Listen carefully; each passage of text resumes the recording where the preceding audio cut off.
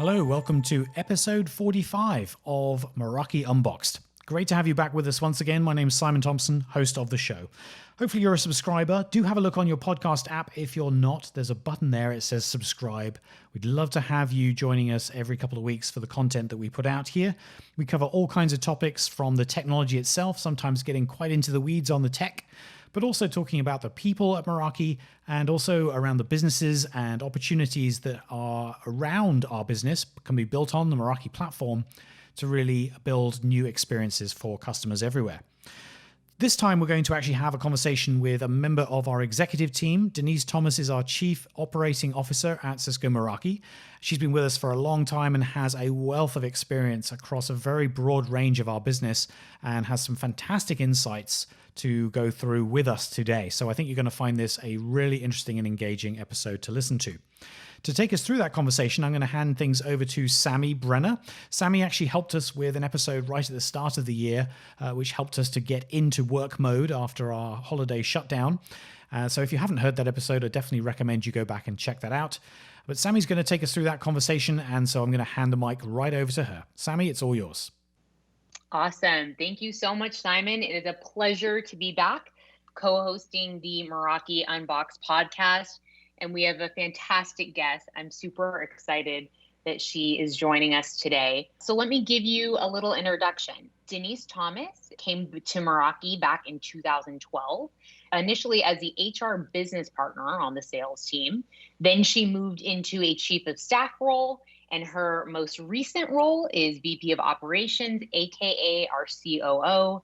She is a mom of two, and I might like to mention that the two kids are under the age of 10, so she's also a superhero. Welcome to the Meraki Unboxed podcast, Denise. Hi, nice to be here. I also like to add that I am Jamaican, which makes me going to be insufferable now that there's somebody that's Jamaican of Jamaican ancestry in the White House. I've been adding that to all my chats lately. I was like, listen, let me tell you one more exciting fact about me. Wow, that is a fun fact, a must know. Yeah. Well, we are thrilled to have you on the Meraki Unboxed podcast today. And I know that you were on episode 3 and now we're on episode 45, which is amazing. So good to have you back. Oh, no, I'm so excited to be here again. It's my second podcast. Love it. Where has the time gone? I know. Well, let's get into it. Let's get into the meat of this and the fun stuff. So I am sure our listeners are curious to know, what is your background? How did you get into tech? What brought you to Meraki? Give us the insight. So before coming to Meraki, I had a whole other career not in tech.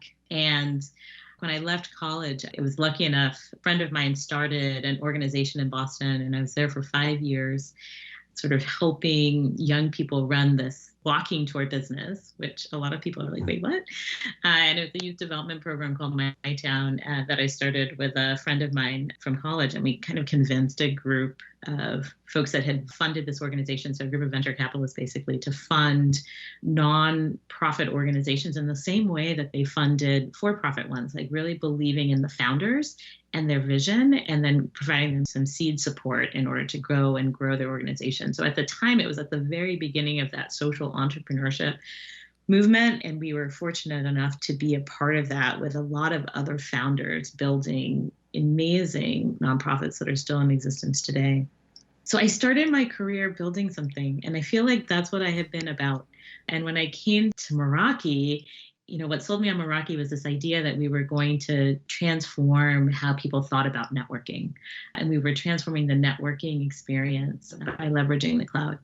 And I remember when the doors opened during my interview and I saw the energy and the excitement of the folks that were working there, I thought, I really have to be a part of this. I love things that move fast. I love this idea that, we're really changing something. We're really trying to bring something different to the market that enriches users and people's lives. And I guess when I walked through those doors at Meraki, it felt I'd found like my place and my people, and was excited to do kind of whatever I could to sort of help grow an organization into a market opportunity that just felt really clear to me. I had also spent some time working at a charter school organization called Uncommon Schools out of New York City. And we had this a very small IT team. And I watched that very small IT team keep technology up in 30 plus schools at the time. And when I saw what we were building, I couldn't help but think about how much faster Uncommon would get to its goals around closing the achievement gap if they could get their hands on technology that was so easy to support. It really touched me from like my personal values perspective, like this idea of making it easier for folks to chase their own missions. And then I also really excited about the people, just a great group of mission-focused, energetic, smart, kind folks. Absolutely. Well, now you're speaking my language because I manage a sales team, right, for public sector. So we support schools, cities, counties, higher education institutions. Our technology gets to help these institutions with their one-to-one initiatives, and you really see it make a difference and impact these communities. So I absolutely hear you there.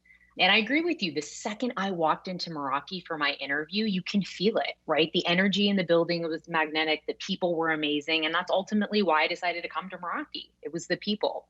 So let's transition a little bit. You, I guess, have a new-ish role. I'll call it new-ish, but you've almost been in the COO role for about a year.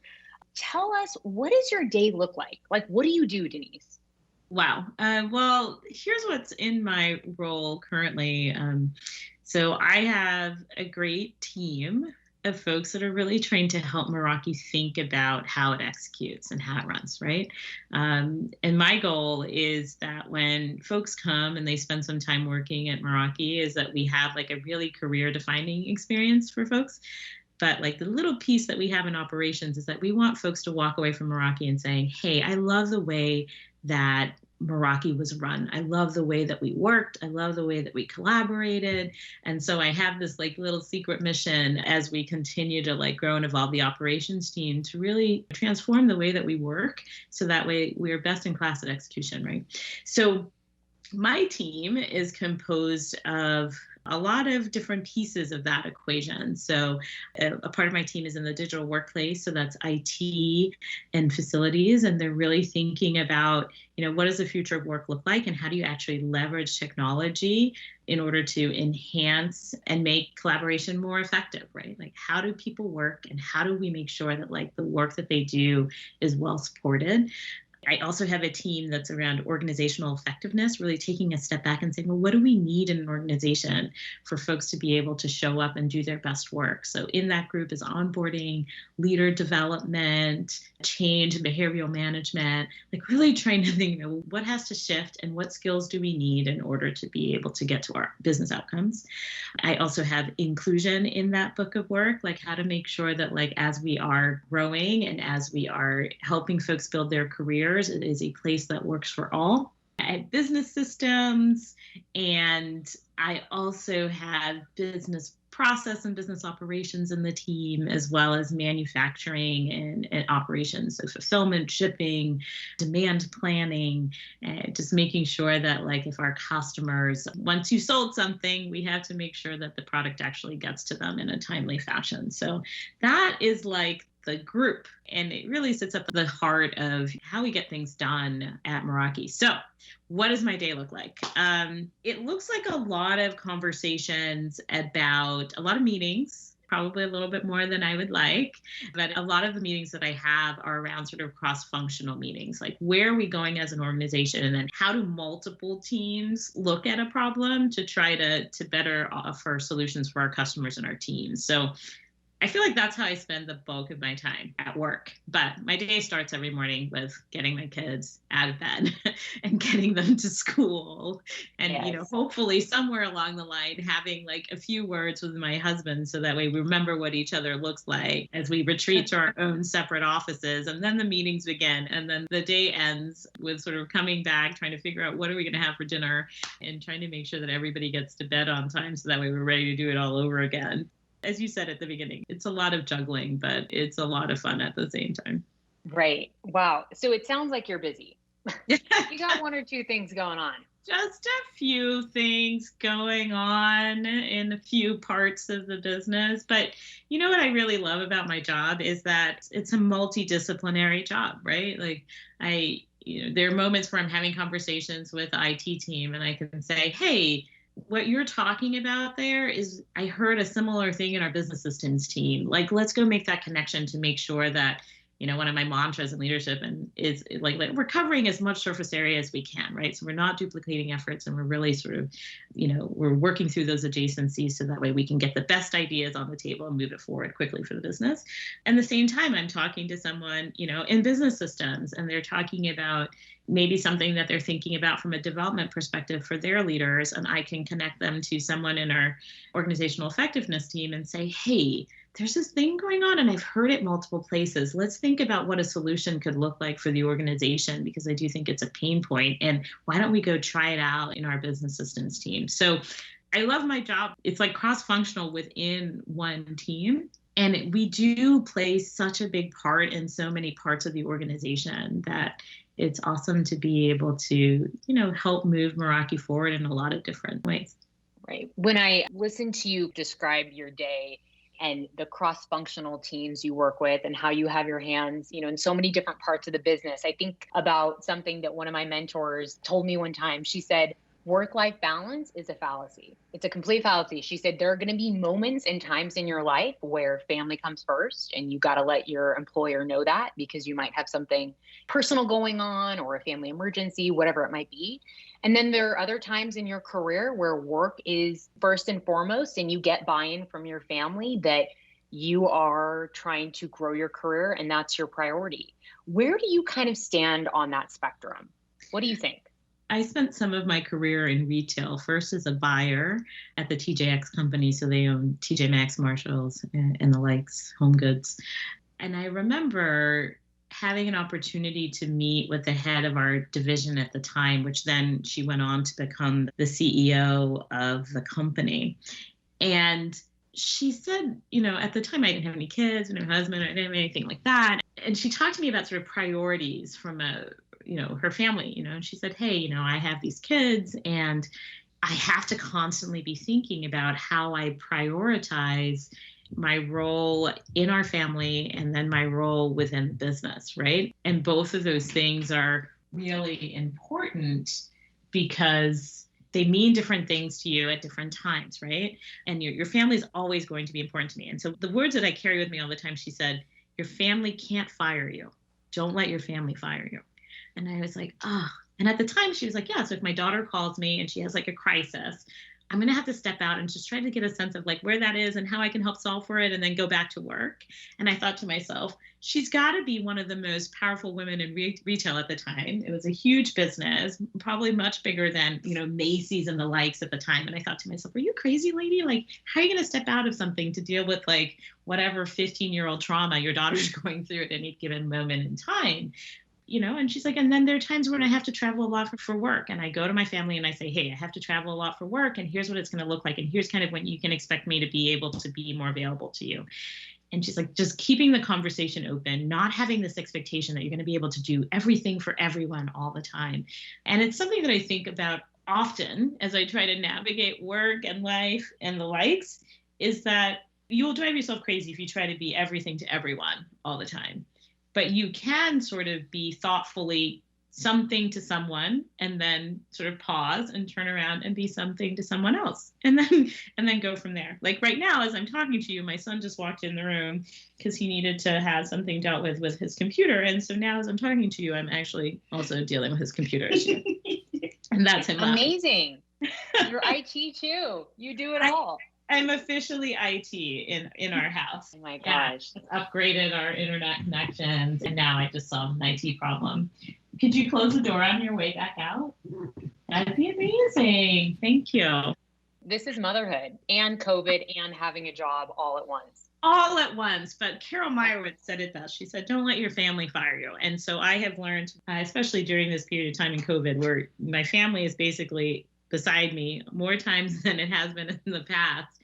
And they walk into meetings and they walk into town halls. Like I had a town hall the other day, and They walked into an interview once and threw a full-on tantrum, and I had to kind of pause the interview and deal with whatever it was and then come back at it. I can't be everything to everyone at the same time, but I can surely try to give my focus to one thing and then turn around and give my focus to something else. Yeah, I like that answer a lot. And you know what we found too with our customers in sales? I mean, we're on WebEx all day and in these meetings, and things happen, right? Kids walk in the frame, dogs are barking, cats are jumping on the chair. And that's just a human experience that all of us are navigating right now in this virtual world. So I think when that kind of stuff happens, we just laugh with our customers and they understand and they get it. And it makes us human. It's just what we're dealing with. I want to transition and talk to you about imposter syndrome. Dun, dun, dun. And for those of our listeners who are like, what the heck is imposter syndrome? Let me break it down for you. So it can be defined as a collection of feelings of inadequacy that persists despite evident success. Basically, you thinking you don't have a seat at the table, even though you have very well earned that seat at the table. And last year at Meraki, before COVID was a thing, we actually did a panel where we talked about imposter syndrome, and it was super, super impactful. And I remember I had just as many pings from women on the sales team as I did men after saying, I had no idea what it was. Thank you for explaining it. We don't talk about it a lot. I think females probably talk about it more than men do. But I think, Denise, the perception might be that the higher you climb in your career, the less and less you feel imposter syndrome. Is that true? No, that would be amazing if it were. Because then I could be like, yes, Sammy, I'm rid of imposter syndrome here. Right. It would make me nothing happier than be able to say that. I don't think it's true. At least it's not true for me. I can't speak for everyone. I have managed to knit together a career where, a lot of times people are like, okay, you may not necessarily have done this, that, and the other before, but I hear the way that you're thinking about solving problems, and I hear the way that you're approaching thinking about strategy, and I'd like you to come and try and do this with me. And I've had multiple times when I've kind of wrapped up a job search where that was the conversation I had with the person that was going to be my manager. Even when I came to Meraki, the person at the time, Melissa, who had a job out on a job board, she's like, you're not exactly what I was looking for when I went to the market for this job. It's not the perfect fit. But I love the way that you're talking about people. I love the ideas that you have and the things that you've done in your past, like come do this thing with me.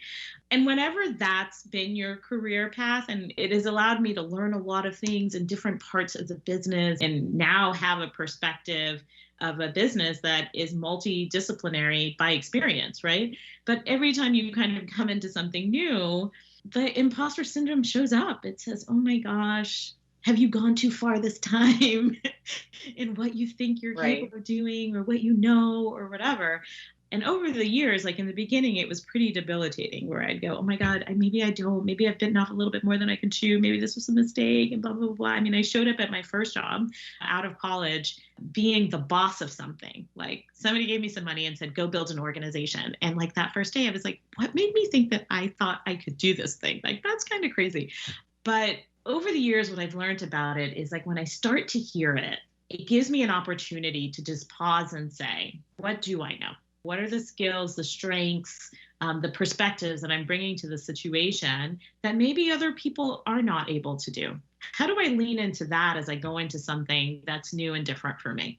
And then the second thing that I think I do is I listen to the voice, and it helps me understand a couple of things. It helps me understand what I'm really afraid of. And then in some instances, it helps me understand what I really want. Because a lot of times when you walk into the situation and it starts talking to you because it knows you're heading in the direction of something that you really want, and it wants to really protect you from not being able to get that. And so when I hear the voice, I'm like, okay, Denise, this is what you're afraid of in this journey towards this thing that you really want. And when you can pay attention to that, then you can kind of like hit that head on. You can go, okay, I'm really afraid at failing at this, or maybe I'm really afraid at doing this. And then I can kind of talk to myself about, well, when's the last time you failed at doing that? And then I can start to have a real conversation. It doesn't go away, but it puts me in conversation with my fears, and it puts me in conversation, more importantly, with the things that I want. And as adults, I think we spend a lot more time than kids being afraid of the things that we want. You know, my son has no problem being very close to his wants and desires and having all the emotions that go along with it. And as you get older, you're kind of getting that stuff beat out of you where you're like, what I want is the thing that I can achieve, and it becomes what I can do as opposed to what I want. But there's something primal in that thing that you want. The imposter syndrome, really, that little voice that shows up, helps me know that I'm on that journey to still be getting wanting the things that I want. Like, I'm still trying to get at those things because, she wouldn't show up if I was doing something that didn't feel important to me. Ooh, I really like that. That stuck out to me. Okay, so I always like to give listeners tangible tools. And I think you shared something really, really powerful just now, that when it comes up for you and you start to hear her talking, taking a step back and asking, what do I know? How can I contribute to this conversation or this meeting? Or, they hired me for some reason, right? So stepping back and kind of talking yourself off a ledge. And what am I afraid of, right? Really asking that question. Because when you peel back the layers, it's less scary, right? Yeah. I have a sense of where I'd like my career to go. And I know that when I hear these voices, it's because I'm getting a little bit closer to that place. And I'm trying to protect myself from the possibility that I might not get there. And that's okay. I understand what my mind is trying to do. I understand my mind is trying to protect my heart. But I think it's only when we kind of step into that fear, we can actually start to begin to step into our greatness. And so, I just try to think of it as it's the little voice that I can use to help step into that greatness, because it helps remind me, as you said, about the thing that I'm really afraid of. Yeah, we got to get outside our comfort zone. If you stay in your box, you don't grow. That is 100%. Well, let's transition a little bit. I want to talk about the month of February. It is Black History Month. And Cisco and Meraki have an amazing employee resource group called Connected Black Professionals. And to celebrate Black History Month and support, social justice issues and initiatives, Cisco is hosting a ton of virtual events next week, which I'm actually super excited about. One of the guest speakers is Van Jones, who is a CNN political commentator / I just am obsessed with him. I think he's amazing. But I wanted to ask you, Meraki has a strong commitment to EROs, which stands for Employee Resource Organizations or Employee Resource Groups. And we have a strong commitment to growing a diverse culture. And you kind of hit on this earlier, right? That inclusion and diversity fall under your bucket. So, Denise, why is this so important to our DNA as a company? I think when we look at Cisco's mission, building for an empowering, an inclusive future for all, it's important because it's kind of what we've put our stake in the ground as a company, to sort of say, hey, we know that technology can either exclude or include, and we want to be a part of this conversation, or we want to be able to provide the tools and the systems that allow more people to be able to be included, more people to be able to achieve their best lives and their best work, right? It's a part of our corporate mission, which makes it kind of exciting to be a part of Cisco. But why I think it's important to our business at Meraki is that our customers have a host of things that they're trying to do. And they have a host of challenges that they're trying to solve for. And I think when you get in a space where you're really trying to help as many customers as possible achieve the mission or the work that they're trying to do, like having folks on board that have different experiences, different perspectives, have walked different journeys in life, that's going to make you better suited to sort of approach those challenges that your customers have, or that work that they have, or the use cases that they're trying to solve for more effectively. You have all of these examples where you didn't have a diverse team and product went out the door that didn't take into consideration just something as small as, are you right-handed or are you left-handed, right? So I think about it all the time in sort of saying, what are the ideas that we're leaving behind on the table because we don't have enough broad experience, we don't have different perspectives, we don't have different walks of life in our business. Like, what are we leaving behind because we don't have that? So I think that is the business imperative, I think. And it's a data-driven business imperative, right? Like, they have all of this data around the efficacy of diverse teams to profitability, to growth. Get on the internet and look. Like, there's tons of data that supports that. And then I also fundamentally believe that genius knows no zip code. And so if genius knows no zip code or no ethnicity or orientation or gender or whatever, then if I don't have a team that's highly representative, what I know is that I have left genius behind. I don't have a best team then. And for me, there's like some of it is a moral imperative, and then some of it is around sort of business and being a better business partner to your customers. And then some of it is just like, even if you are a person that can't get around those two first things that I talked about, the third one is just about math. Like if genius has no zip code and your entire team looks exactly the same, then somewhere in that team, you have someone that is holding a seat for someone that could be a genius, and you haven't invited them on your team. So there's like a third part of it that's like purely just math. If for some reason you can't get around the moral imperative, the business data and outcomes that we have from a research perspective, like most people can get around math. Right. The third one will win everyone over, if not Well, the first I'm two. hoping. Yes. If you don't want the third one, then I'm like, well, you're not a person that believes in math, and I don't know. Like at that point, I'm like, I don't know what to do. Exactly. I had never heard that before. Genius knows no zip code. Can I steal that from you? I mean, you got to steal it from whoever put that on the internet. Okay, cool. Trademark. Yeah. So to kind of continue this conversation, I mean, we talk about this all the time with our recruiting team at Meraki, right? In terms of the kind of candidates we want to bring in the door and keeping diversity and inclusion at the forefront, because we know personally as people leaders, when our teams look different and there is diverse thought, we are more productive and we are more successful, period. But help us understand for those people listening, I mean, what conversations are you having at the executive leadership level to continue to make these sort of EROs a priority? There's two things. I think a lot of times when people think about diversity, they think about attract, like they think about recruiting. They're like, okay, well, if I have some opportunities where diversity is concerned, I'm going to recruit myself out of those opportunities. I'm going to just go to the market and find folks and then be done with and then be like this, oh, my inclusion and diversity work is done. But those of us that have been asked to have a leadership role in that work know that isn't true. Attraction is just the beginning of the journey. The real journey is around kind of how people feel when they land in your organization. Do they feel respected? Do they feel heard? Do they feel like their ideas are taken seriously? Do they feel like they have an opportunity to bring more of themselves to work? Do they feel like they can fully contribute?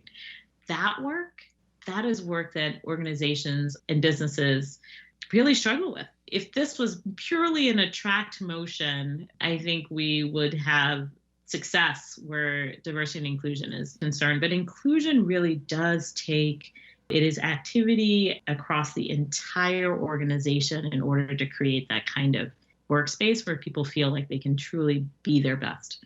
So we spend a lot of time as a senior leadership team thinking about that. Like, how are we creating an environment that allows people to bring more of themselves to work? And the EROs are obviously a part of that conversation by being able to say, help us understand the experiences that folks are having in the organization. And we've done like ERO listening tours. We meet with our EROs now on a quarterly basis to kind of hear from employees on what their experiences are like at Meraki.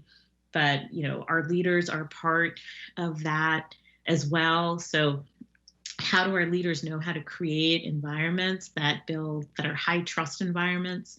How are they making folks feel like they can bring that, what they might be afraid of, or like, maybe is this idea good or not a good idea? They can kind of bring that into a team environment. So this quarter, we're launching a conversation around inclusive behaviors and starting to embed, well, what does inclusion look like when you are acting? Like, what does that look like when you're acting as an ally in other ways, right? So helping our leaders lead conversations with their teams around creating more inclusive spaces for employees. And then I think there is a part, obviously, that everybody in the organization plays. How is inclusion reflected in your values? Like, we're really lucky at Meraki that we have a value of everybody in, and that really helps drive at the core of who we are and what we reward and what our culture looks like. There's a piece of our culture that is about making sure that more voices are heard, that more people are brought to the table. So the EROs are part of the strategy because I think it's important to get, for an organization to have a constant loop of feedback. And they also are amazing in sort of attracting talent. Like they're a core part of the strategy. But as a member of an ERO, as a member of, a group of folks that tends to be underselected in an organization and in tech, it's not that group of folks that like hold responsibility for inclusion and diversity within an organization. It's the entire ecosystem, and we all have different roles to play. Yeah, absolutely. As an employee of this company, it's so important for me to hear you and our senior leadership talk about these kind of things and to know that we're being very intentional and we're being very conscious. And I'm excited to hear more about the inclusive behaviors and the stuff that we're working on, because it is going to make us more attractive, right, to a bigger candidate pool. And people are going to want to stay at a company where they can really feel like they can show up and be their authentic self, right? That's the best part about going to work. If you can be you, you produce better results. So it's good to hear that, we're thinking that way. So we're think about our even go ahead. Beyond thinking, and I think you have to move to action. Like when I joined Meraki's senior leadership team, I was the only woman. And now, we're 3 women on senior staff and 4 if you include our PNC partner. And that is not an insignificant shift within an organization. And it didn't just happen. Like when openings happened in the organization, we made sure that we had diverse interview slates. We had diverse interview panels. We worked with our recruiters to make sure that we were advertising the roles across a broad spectrum of networks. I think, Sammy, it's beyond just like talking about it, but we have to kind of move to action in really meaningful ways, which I think what we have in front of us too, Cisco has like a social justice platform that they put out in the world. And, they're like, we're going to go beyond talk and we're going to go to like real outcomes. And here's kind of what they look like for us. So I did want to make that point that like, it's beyond talking. Like we actually have to then go and do something, which is far more important to me. Yes, absolutely. And I love hearing that more of the senior staff is now women. Girl power all day long. That makes me very happy to hear. And Cisco does put their money where their mouth is. That is why I am still at this organization, because you're right. It absolutely goes beyond we're just saying it. There is action. Speaking of Cisco, I want to transition to the last question here, and then we can wrap up. It's been a pleasure chatting with you. It's no surprise that the past year has been heavy, right? It's been extremely heavy between the pandemic and social justice issues. I don't think anyone was prepared for what 2020 had in store for us. But I will say that I'm super proud to work for Cisco, and my commitment to this organization, I think, has grown even stronger since the pandemic, since Black Lives Matter, what happened last summer with George Floyd, and Chuck, our CEO, right, coming out and really not picking a middle lane and standing firm in his conviction and helping us, navigate and adapt and set clear guidelines and guidance in a time which felt chaotic, right? And like we were in crisis a bit. So let me ask, as a leader at Meraki, how have you grown and adapted over the past year? I have to admit, it has been a hard year. And it was a hard year going into all of that, pandemic and like 2020 to begin with. Like, I think as I was heading into like the end part of 2019, I had started to kind of feel like the weight of navigating corporate environments for a really long time, like always feeling like, oh, why am I the only person that looks like me in a room? It was interesting because I feel like I was already starting to like pull at a thread of, what am I doing here? Like, what is important to me professionally? Like, it was already feeling really hard. I was lucky, and I have been lucky during the course of my time at Meraki, but I was lucky to have the type of relationship that I had with my boss at the time, to be able to go to him and say, he's like, what's going on with you? I had a relationship with someone that I could go to them and say, this is what's going on with me. Like, it has nothing to do with Meraki, but it has to do with like 20 plus years being in the workforce and kind of beginning to feel the weight of the hardness of the navigation sometimes when you're not represented or you don't feel, you don't always feel like you belong. He was super supportive. And then 2020 hit. So I feel like I went into 2020 with a little bit of the thread pulled. And then by the time we got in it, it really did feel very hard. But at the same time, I do think that what the last year has shown between George Floyd and really throwing the doors open in a national conversation, an international conversation actually, around inequity and race and the life-threatening impact of disparity and injustice, it was almost in a weird way somewhat freeing, right? Like the conversations that I wanted to happen were now going to happen by virtue of how raw a society or a team or a company actually felt in the face of all of these broad social changes in societal conversations. You know, I remember in February or something, there was like a Black History Month conversation last February that Todd and I were in together. And I think I said the words were like, I can't control what happens outside the doors of Meraki. What I can try to do is make what we're doing on this side of the doors fair and equitable and inclusive and all of those things. But even in that statement, there was this understanding of something that we could leave behind, like on the other side of those doors. And I think last year really blew that theory out for me. I think that was the thing that was making it so hard to navigate and feeling so hard to be in these spaces that don't always look as representative as they should be, is that I kept on thinking like I could solve for it within an organization and I didn't have to think about what was going on outside in the world.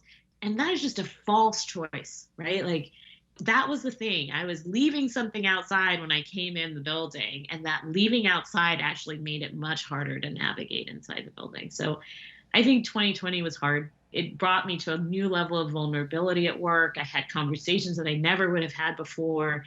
It invited me to bring more of myself to work because it got just a little too hard to compartmentalize my life in a way that was good for me. It made it so that way I wasn't a mom in quiet. Like I wasn't a super mom. I was a mom that had kids that was going to interrupt her meeting. And I was a mom that had Subway for dinner because I couldn't think about what to make for lunch the next day. And that was okay. I didn't have to be perfect at momming as a part of being an exec at work. So it was hard, but it finally felt freeing almost to sort of be like, yeah, all of this is hard and all of this isn't perfect. And this is all of me. And, you know, I'm Black, I'm an immigrant, I'm a mom, I'm a woman, you know, I have all of these things. And that's what, when I go to work and I bring my ideas are coming from the experience that has all of that in it. So why wouldn't I bring all of that to work? And so I do think that it's different, but not different in a bad way. And I think that level of vulnerability within an organization has been better. I've had better conversations with my team members. I've had more thoughtful conversations with my own team when I sit on stories, leadership team.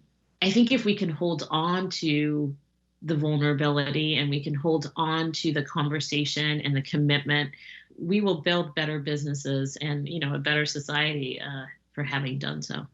Beautifully said. I think that's the perfect place to tie it off. Denise, thank you for your time today. Thank you for your vulnerability. I think there's a lot to say about leaders who can open up and speak freely like this and show their employees it's okay to be vulnerable in the workplace and bring your whole self to work. So it's no surprise to me that your team loves working with you. So thank you so much for your time. It was an absolute pleasure and a beautiful conversation today. Well, I'll see you in 43 more podcasts, maybe. Perfect. That's how we're pacing at this point. So. No, you know I'll bother you before 43 podcasts. Thank you again. And Simon, I'm going to go ahead and toss it back to you. Thank you so much, Sammy. That was incredible. Like you said, Sammy, I don't want to wait to another 43 episodes for this much awesomeness in one episode. We've covered so many topics there. That was amazing. I was here pretty breathless listening to the breadth of topics that were covered in that time. Denise, it's always amazing having you on because there's the thoughtfulness of your responses are just next level. So thank you so much again. Well, thanks for having me. It's been great. And Sammy, awesome job. Thank you very much for taking us through that conversation. Can't wait to have you back on the show again very soon. As for everybody who's joined us to listen to this, I hope you really got something valuable and useful out of this. It's amazing to walk through the different experiences we have in the workplace, and I am no doubt that at least some of the conversation we've heard today will have resonated with all of you. We've all been going through all kinds of crazy experiences. There are just so many stories out there.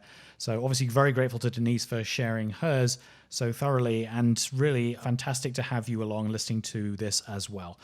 As I say every single time, we would love to have you involved in this podcast, and there are easy ways for you to do that. You can submit an idea. Just ping me on Twitter at Meraki Simon. Send an idea for something you'd like us to cover. Or if you'd like to take part in the podcast yourself, that's also something I would love to welcome. We had a guest from an external business based around Meraki technology last time around, and that was a great episode. So go back and check that out if you haven't heard it. And if you have any ideas yourself or any ideas we could cover during the podcast, would love to hear from you. Once again, reach out to me on Twitter at Meraki Simon. Would love to have you aboard. And with that, we'll hang things up for today. Thanks again to everybody who's taken part and for all of you for listening, and we'll see you in a couple of weeks. Bye for now.